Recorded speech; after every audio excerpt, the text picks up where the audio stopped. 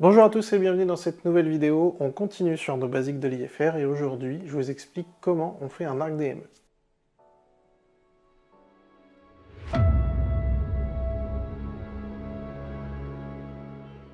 Pour commencer, un arc DME, à quoi ça sert? La plupart du temps, ça va vous servir à rejoindre votre axe d'approche final. Et le principe, c'est quoi? C'est de suivre, comme son nom l'indique, une trajectoire en arc de cercle à distance constante et centrée sur une balise. On va avoir en gros deux méthodes pour suivre cet arc. La première, ça va être d'utiliser le HSI et donc utiliser la barre de déviation pour suivre notre arc DME. La deuxième, ça va être d'utiliser le RMI. Donc dans la pratique, en fait, on va pas exactement faire une trajectoire en courbe, mais on va suivre des facettes. Et en gros, l'idée, c'est de faire des lignes droites entre deux radiales espacées de 10 degrés, et ça tout au long de l'arc DME.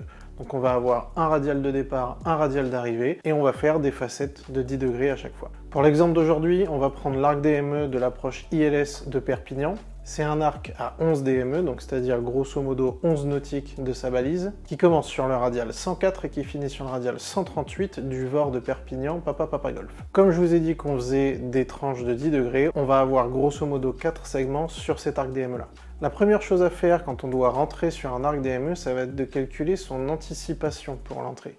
Comme je l'ai dit, l'arc d'aujourd'hui c'est un arc à 11 DME. Notre avion a besoin d'un certain temps et un certain rayon de virage en fonction de sa vitesse pour intercepter l'arc, pour changer de trajectoire. Et donc ça, on doit le prendre en compte pour éviter d'overshooter la distance de l'arc quand on l'intercepte. Pour l'exemple, je vais arriver à 90 degrés de l'arc DME pour l'intercepter, et cette anticipation, pour la calculer, on va diviser notre vitesse sol, notre GS, par 200. Ça va nous donner la distance en nautique à laquelle il va falloir commencer notre virage au taurin pour intercepter l'arc DME. Donc aujourd'hui, dans l'exemple, j'ai une vitesse sol de 120 nœuds. Donc 120 divisé par 200, ça me donne 0,6. On a un arc à 11 DME, je l'intercepte par l'extérieur. Donc 11 plus les 0,6 que j'ai calculés. Je vais commencer mon virage à 11,6 DME de Papa Golf pour pouvoir intercepter l'arc DME à 11 nautiques. Petite astuce, vous pouvez corriger cette valeur que vous allez trouver en divisant votre ground speed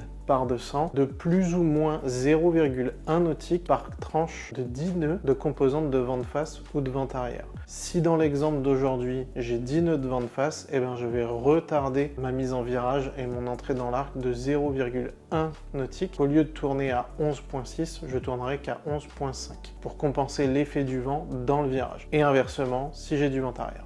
Pour la première méthode, une fois que j'ai calculé mon anticipation, ce que je vais faire, c'est que je vais régler mon HSI sur le premier radial, et ce radial, je vais le couper à 90 degrés. C'est-à-dire que ma route, ma track, sera à 90 degrés du radial. Ça me donne une route au 194. Donc je vais rentrer sur mon arc. Comme on l'a dit, le premier radial c'est le 104 et l'idée c'est d'être à 90 degrés de ce radial là. Je vais donc tourner sur une route au 194 et je vais la suivre jusqu'à ce que je coupe mon radial à 90 degrés. Ensuite, je vais régler mon HSI sur le radial 114, je vais avoir ma barre de déviation qui va être embutée vers le haut, et je vais attendre qu'elle soit centrée. Une fois qu'elle est centrée, ça veut dire que je suis en train de couper le radial 114, et là aussi, je veux partir à 90 degrés de ce radial-là. Et on va procéder comme ça tout au long de l'arc pour, comme je l'ai dit au début, faire des facettes de 10 degrés d'arc, et l'idée, c'est de toujours être à 90 degrés du radial qu'on vient de passer. Et on fait ça jusqu'au dernier radial de l'arc, donc dans notre cas, le 138. La deuxième méthode, ça va être d'utiliser le RMI. Donc on va avoir notre bearing pointer qui va toujours pointer vers le VOR. Et même principe, à chaque fois que notre bearing pointer va nous indiquer le radial suivant, on tournera pour avoir une route à 90 degrés de ce radial. Ce qu'on veut, c'est couper notre prochain radial de référence à 90 degrés et à la distance de 11 DME pour notre exemple d'aujourd'hui. Notre bearing indicator va faire des variations de 10 degrés. Dès qu'on a nos 5 premiers degrés de variation, on va prendre la route à 90 degrés du prochain radial. Donc pour se faciliter la vie, l'arc DME commence sur le 104, on va arrondir à 105, donc notre premier radial c'est le 105, le prochain c'est le 115. Donc je vais rentrer dans mon arc avec une route qui coupe le 105 à 90 degrés, donc une route au 195. Dès que j'aurai couvert 5 degrés d'arc, donc que ma flèche va m'indiquer le 110, je prendrai la route qui coupera le prochain radial de référence, c'est-à-dire le 115, à 90 degrés. Je vais juste refermer mon virage de 10 degrés à chaque fois que je passe un de mes radials. Donc dans ce cas-là, je prendrai une route au 205 pour couper le radial 115 à 90 degrés, et ainsi de suite. Le prochain pour le 125, et ça jusqu'à la fin de notre arc.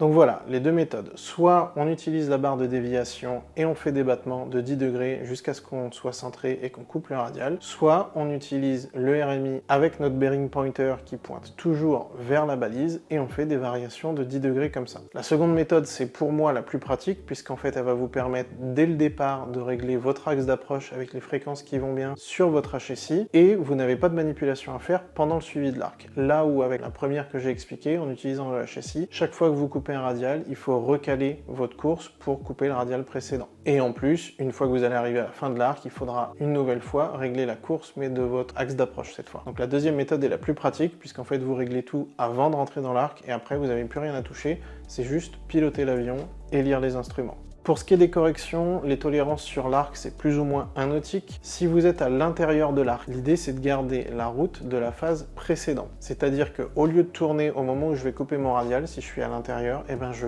garde ma route jusqu'à revenir sur la distance de l'arc, donc dans notre cas 11 DME. Et une fois que j'ai rejoint la distance de l'arc, eh bien je reprends la route que je suis censé avoir sur la facette dans laquelle je me trouve. Si vous êtes à l'extérieur de l'arc, l'idée ça va être de refermer vers l'intérieur de 10 degrés pour chaque 0,3 nautique d'écart. Dans notre cas, si je suis entre 11.1 et 11.3, eh ben je vais refermer de 10 degrés. Entre 11.3 et 11.6, je referme de 20. Entre 11.6 et 11.9, je refermerai de 30. Au-delà de 11.9, on arrêtera de corriger puisqu'on sera au-delà de la tolérance de l'arc, donc techniquement plus sur l'arc. Et dans ce cas-là, il faudra potentiellement demander un guidage radar au contrôleur pour revenir sur la procédure.